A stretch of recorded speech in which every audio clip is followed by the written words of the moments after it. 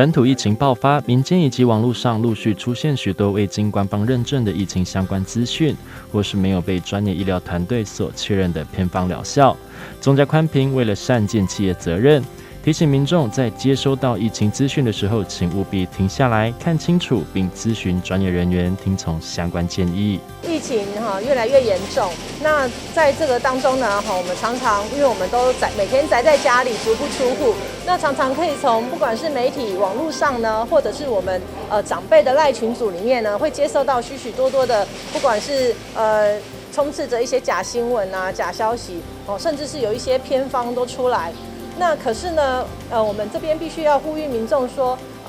遇到这样的状况呢，最好是经过进一步的求证。台南市政府为了让市民朋友更便利，开发出提供给确诊者所使用的台南共照云，以及一般民众皆可以上去查看资讯或者咨询的台南快易通。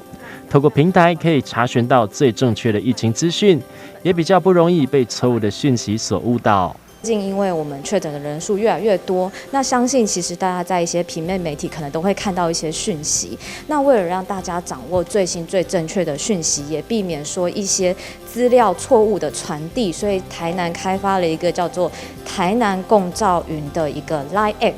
那除了台南共照云的 Line@ 以外，还有台南快易通的 Line@。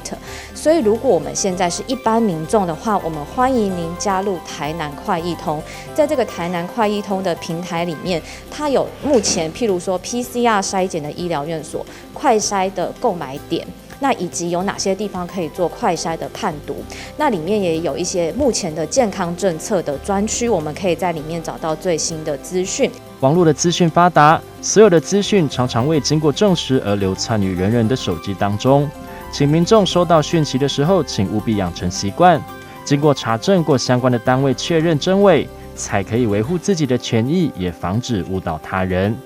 台南新闻刘品言采访报道。